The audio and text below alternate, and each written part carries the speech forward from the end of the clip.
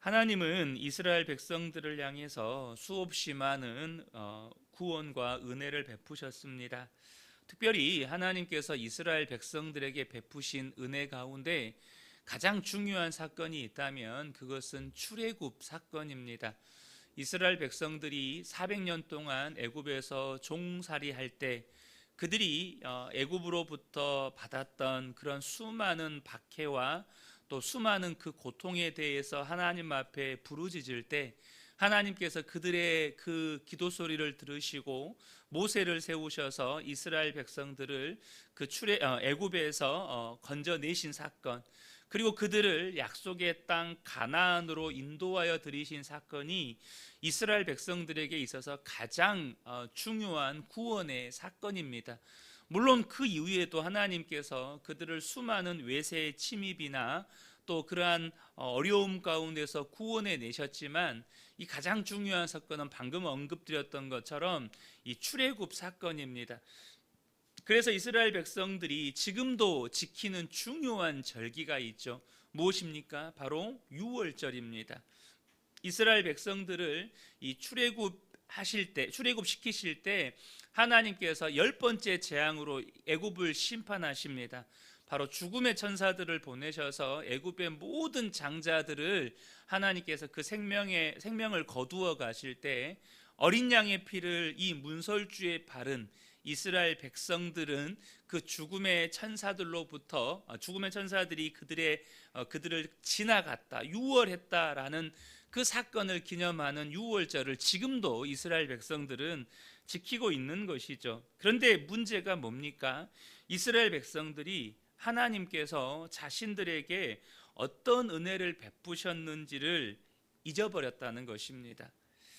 그리고 그들이 그 은혜를 잊어버리니까 이 이스라엘 땅 안에서 바로 폭력과 속임수로 그들의 성읍을 가득 채우는 악을 저질렀다는 것이죠. 이에 하나님께서 이스라엘 백성들 사이에 재판을 벌이십니다. 하나님과 이스라엘 백성들 사이에 재판을 벌이신다는 거죠. 자연을 배심원 삼아서 하나님이 지금 이스라엘 백성들과 변론을 하고 계시는 것입니다. 먼저 하나님은 산과 언덕을 증인으로 소환하시고 이스라엘 백성들을 피고석에다가 세우십니다. 언약의 증인으로서 이 창조의 세계를 불러내는 장면이죠. 먼저 하나님은 과거에 하나님께서 이스라엘을 구원하신 일을 다시 상기시키십니다. 그게 바로 이 출애굽 사건을 이스라엘 백성들에게 언급하시는 거예요. 3절부터 5절을 보면 이르시기를 내 백성아 내가 무엇을 내게 행하였으며 무슨 일로 너를 괴롭게 하였느냐 너는 내게 증언하라. 내가 너를 애굽 땅에서 인도해 내어 종노릇하는 집에서 속량하였고 모세와 아론과 미리암을 내 앞에 보냈느니라. 내 백성아 너는 모압 왕 발락이 꾀한 것과 부올의 아들 발람이 그에게 대답한 것을 기억하며 시딤에서부터 길갈까지의 일을 기억하라. 지금 하나님께서 출애굽 사건과 특별히 이스라엘 백성들이 하나님을 향하여서 반역했던 사건을 기억하라라고 말씀하시죠. 문제는 뭡니까? 하나님께서 분명히 그들에게 놀라운 구원의 은혜를 베푸셨는데 이스라엘 백성들은 하나님께서 그들에게 베푸신 은혜를 잊어버리고 산다는 것입니다. 하나님과의 언약도 망각하고 잊어버렸습니다. 이제 그들과 하나님 사이에 남은 건 뭡니까? 오직 형식적인 예배와 제물뿐이라는 거예요. 우리는 여기에서 먼저 하나님과 이 이스라엘 백성들 사이의 모습에서 우리가 신앙생활을 하는 데 있어서 정말로 중요한 원리 하나를 발견하게 됩니다. 그게 뭐냐면 하나님께서 내게 베푸신 은혜를 잊어버리면 껍데기만 남은 종교인이 되어버린다는 것입니다. 하나님이 내게 베푸신 은혜, 그것을 잊어버리고 살면 우리가 이 자리에서 예배를 드린들 그 예배는 껍데기만 남은 형식적인 종교 행위가 되어버린다는 거예요. 이스라엘 백성들은 지금도 여전히 하나님께 예배와 제물을 드리고 있었어요. 6절과 7절을 보면 내가 무엇을 가지고 여호와 앞에 나아가며 높으신 하나님께 경배할까? 내가 번제물로 1년 된 송아지를 가지고 그 앞에 나아갈까? 여호와께서 천천의 순양이나 만만의 강물 같은 기름을 기뻐하실까? 내 허물을 위하여 내 맏아들을 내 영혼의 죄로 말미암아 내 몸의 열매를 드릴까? 이 모습이 지금 이스라엘 백성들의 모습을 그대로 반영해 주고 있는 것입니다. 그들은 여전히 하나님 앞에 제물과 예배를 드리고 있어요. 근데 어떤 예배입니까? 하나님께서 그들에게 베푸신 구원의 은혜에 대한 감사와 감격과 기쁨은 잊어버린, 하나님께서 내게 베푸신 사랑에 대한, 나도 그 하나님을 향한 사랑과 감사는 다 빠져버린, 오로지 형식만 남아있는 예배와 제물뿐이었다는 거예요. 여러분, 우리도 얼마든지 그럴 수 있습니다. 여러분 어떻습니까? 지금 저와 여러분이 하나님 앞에서 이렇게 새벽을 깨워서 예배를 드립니다. 그런데 우리가 하나님 앞에 예배 드릴 때 나는 과연 하나님께서 내게 베푸신 그 구원의 은혜를 늘 내 마음속에 기억하고 있느냐는 거예요. 내 안에 하나님이 내게 베푸신 사랑에 대한, 나도 하나님을 향한 사랑을 가지고 감사를 가지고 기쁨과 감격을 가지고 예배를 드리고 있느냐 하는 것입니다.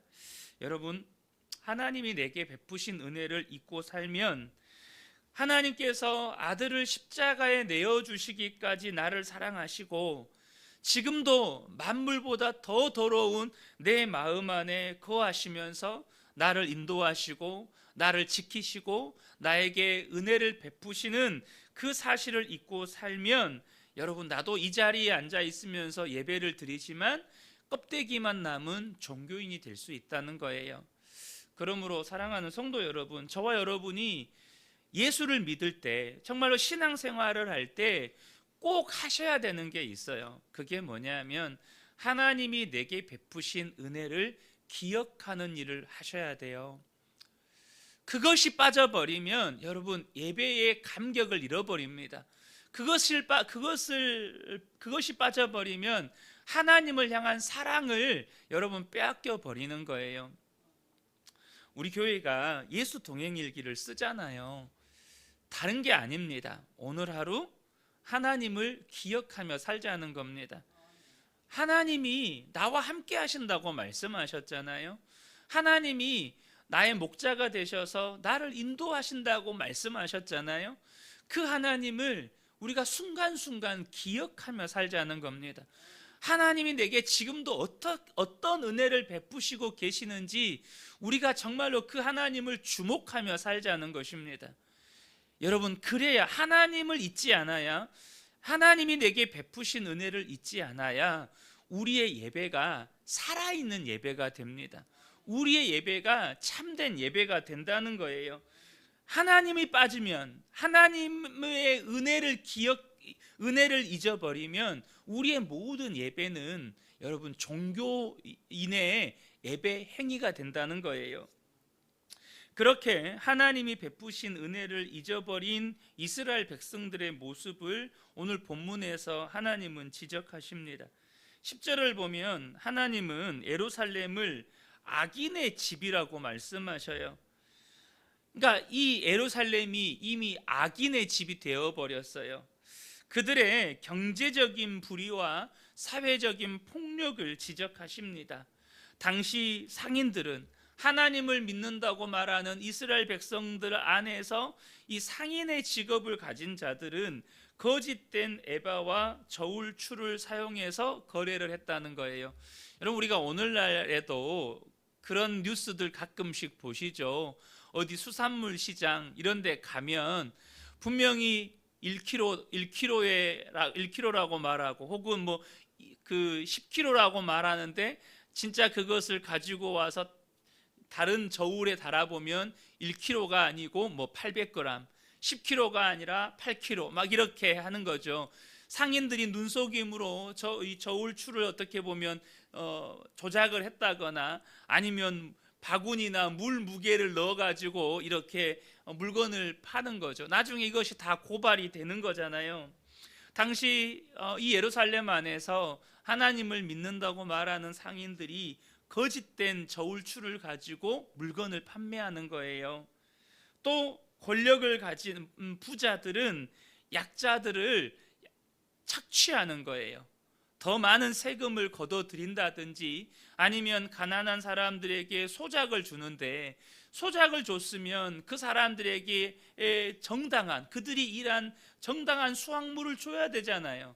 뭐 예를 들면 50%는 소작농이 가져가고 50%는 주인이 가져간다. 그런데 소작농들한테는 겨우 1년 먹고 살기도 힘든 양을 주고 나머지는 다 본인이 수탈해 가는 거예요. 그렇게라도 안 하면 그것을 다른 사람에게 소작 주겠다는 거예요. 그러니까 울며 겨자 먹기 식으로 소작을 하는 거죠.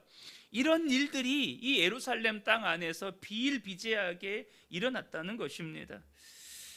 여러분, 이것은 우리에게 무엇을 말씀해 주는 걸까요? 여러분, 신앙은요 결코 예배당 안에서만 머물러 있으면 안 된다는 것입니다. 하나님의 사랑과 정의는 내가 그 하나님의 사랑을 받았고 내가 그 하나님께서 내게 베푸신 구원의 은혜, 이게 하나님의 정의거든요.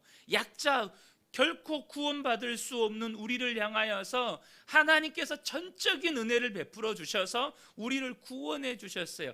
그 은혜와 사랑을 우리가 받았어요. 하나님의 사랑과 정의는 여러분 교회 밖에서, 우리 당장은 우리의 가정에서, 내가 살아가는 일터에서, 내가 살아가는 모든 삶의 현장, 내가 밟는 모든 땅에서 실현되어야 한다는 것입니다. 만약 우리의 신앙생활이 교회 안에서 머문다면 여러분이 적어도 이 새벽에 나와서 하나님 앞에 예배드리는 여러분의 마음은 진실된다고 저는 믿습니다. 정말로 하나님 앞에 바로 서고 싶고 하나님이 기뻐하시는 삶을 살고 싶어서, 정말 하나님 뜻대로 살고 싶어서 이 새벽에 예배 드리잖아요. 그러나 그것이 이 교회 안에서만 머물러 있다면 이 새벽에 하나님 앞에 나와 예배 드린다 할지라도 그것은 하나님이 기뻐하시는 신앙생활은 아니라는 거예요. 이 새벽에 하나님 앞에 예배 드리러 나왔어요. 그런데 당장 가정으로 돌아가면 내가 외치는 건 돈 하고 있는 거예요. 내가 외치는 것은 세상 성공 하고 있는 거예요. 교회 예배당 안에서는 내가 주님 뜻대로 살겠습니다, 주의 말씀 따라 살겠습니다. 그런데 내가 장사하는 사람이에요. 예를 들어서. 근데 밖에 나가면 또 사람들에게 물건을 속여서 팔아요. 이건 하나님 기뻐하시는 게 아니라는 거죠. 제가 예전에도 한번 말씀을 드렸는데 제가 아는 어느 목사님이 실제로 그런 예화를 말씀을 드리더라고요. 새벽에 그 교회에 나이 드신 집사님이 새벽 예배를 나오신대요. 그렇게 새벽 예배를 나오셔서 그렇게 뜨겁게 기도를 하신대요. 근데 이제 이분의 이야기예요. 이게 이야기인데 집에 가실 때는요 꼭 남의 밭에서 고추를 따 가신대요. 새벽 예배 끝나고 집에 가실 때는 남의 밭에 들러서 고추를 따 가신다는 거예요. 아침에 그걸 드신다는 거예요. 남의 밭 고추를 따서. 그리고는 이분이 이제 그 양봉을 하시는데 찬송가를 부르시면서 꿀에다가 물엿을 타신대요. 찬송가를 부르면서 벌꿀에다가 물엿을 섞어서 그걸로 양을 늘려서 파신다는 거죠. 여러분, 저와 여러분이 예수를 믿는다고 말하면서 세상에 나가서 하나님의 사랑과 정의를 실현하지 않으면 그것은 거짓된 신앙이라는 것입니다. 그래서 주님이 8절에서 이렇게 말씀하시는 거예요.